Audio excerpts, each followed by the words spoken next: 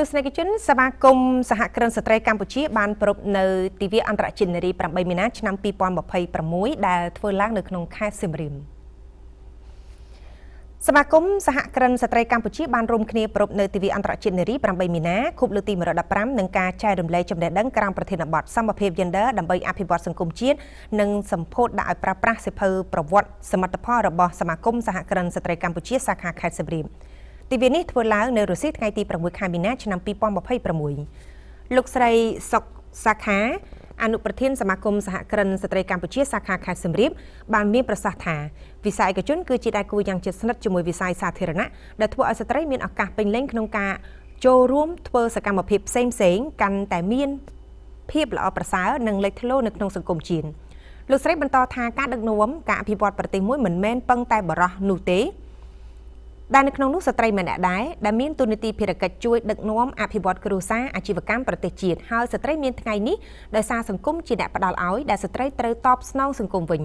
លោកស្រីចង់ឃើញស្ត្រីទាំងអស់ធ្វើការផ្លាស់ប្ដូរក្លាយជានារីដែលរស់ក្នុងរបបថ្មីគឺសំដៅលើការផ្លាស់ប្ដូរតួនាទីនិងឋានៈរបស់ស្ត្រីក្នុងសម័យទំនើបដែលស្ត្រីមានសិទ្ធិស្មើភាពទទួលបានការអប់រំខ្ពស់ការចូលរួមយ៉ាងសកម្មនៅក្នុងវិស័យនយោបាយសេដ្ឋកិច្ចនិងដឹកនាំស្ត្រីត្រូវហ៊ានរំដោះខ្លួនចេញពីក្បួនច្បាប់ប្រពៃណីចាស់ៗមកធ្វើជាស្ត្រីដែលមានចំណេះដឹងបច្ចេកវិទ្យានិងឯករាជ្យភាពផ្នែកហិរញ្ញវត្ថុព្រមទាំងក្លាយជាកម្លាំងចលករដ៏សំខាន់ក្នុងការចូលរួមអភិវឌ្ឍប្រទេសជាតិនៅក្នុងទិវានេះដែរលោកស្រីឈៀងបូរ៉ានីប្រធានសមាគមសហគ្រិនស្ត្រីកម្ពុជាសាខាខេត្តសៀមរាបបានថ្លែងនៅព្រះរាជសារសម្ដេចព្រះមហាក្សត្រីនរោត្តមមុនីនាថសីហនុព្រះវររាជមេដាជាតិខ្មែរក្នុងសេរីភាពសេចក្តីថ្លៃថ្នូរនិងសុភមង្គលនៅក្នុងឱកាសអបអរសាទរខួបលើកទី115ទិវាអន្តរជាតិនារី8មីនាឆ្នាំ2026លោកស្រីបានថ្លែងថាទិវាអន្តរជាតិនារី8មីនាឆ្នាំ2026នេះនៅក្នុងខ្លឹមសារនៃសារលិខិតរបស់សម្ដេចម៉ែបានសម្ដែងនៃការកោតសរសើរនៅក្រសួងកិច្ចការនារីនិងសូមគាំទ្រប្រធានបទដែលបានលើកឡើងស្របទៅនឹងបរិការរបស់ប្រទេសយើងគឺសន្តិភាពនិងសន្តិសុខសម្រាប់ស្ត្រីនិងគ្រួសារក្នុងគោលបំណងរំលឹកអំពីសារៈសំខាន់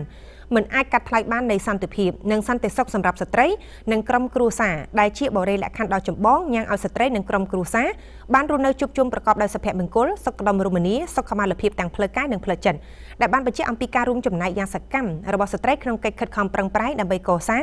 និងថែរក្សាសន្តិភាពដែលជាធាតុផ្សំមិនអាចខ្វះបានសម្រាប់ការអភិវឌ្ឍប្រកបដោយចីរភាពស្ថិរភាពនិងវិបុលភាពសង្គមលោកស្រីម៉ននីរង្សីអភិបាលរងខេត្តសៀមរាបបានមានប្រសាសន៍ថាស្ត្រីបានដើរតួនាទីយ៉ាងសំខាន់នៅក្នុងវិស័យកសិឧស្សាហកម្មសេដ្ឋកិច្ចក្រៅប្រព័ន្ធសេវាកម្មនិងបានរួមចំណែកធ្វើឲ្យសេដ្ឋកិច្ចជាតិមានកំណើនជាបន្តបន្ទាប់ឥតឈប់ឈរទើបរាជរដ្ឋាភិបាលបានកំណត់យ៉ាងច្បាស់ថាស្ត្រីគឺជាឆ្អឹងខ្នងនៃការអភិវឌ្ឍសេដ្ឋកិច្ចនិងសង្គមគិញ្ញលោកស្រីបន្តថាផែនការយុទ្ធសាស្ត្រអភិវឌ្ឍជាតិរបស់រាជរដ្ឋាភិបាលនេតិកាលទី7នៃរដ្ឋសភាបានបដិញ្ញាបន្តអនុវត្តគោលនយោបាយសមភាព Gender តាមរយៈការបញ្ជ្រាបនៅ Gender លើគ្រប់វិស័យនិងការវិធីអភិវឌ្ឍនានារាជរដ្ឋាភិបាលមានគោលនយោបាយលើកទឹកចិត្តនិងជំរុញឲ្យស្ត្រីចូលរួមក្នុងការអភិវឌ្ឍប្រទេសជាតិនិងដឹកនាំដោយពង្រឹងស្ថានភាពនិងទូនាទីដ៏សំខាន់របស់ស្ត្រីនៅក្នុងសង្គមលើកស្ទួយតម្លៃសិលធម៌របស់ស្ត្រីលុបបំបាត់នូវរាល់ទស្សនៈរើសអើងមើលងាយមើលស្រាលស្ត្រីនិងលើកកម្ពស់ការចូលរួមរបស់ស្ត្រីឲ្យកាន់តែទូលំទូលាយនិងខ្លាំងក្លាថែមទៀតក្នុងនយោបាយនិងការអភិវឌ្ឍប្រទេសជាតិ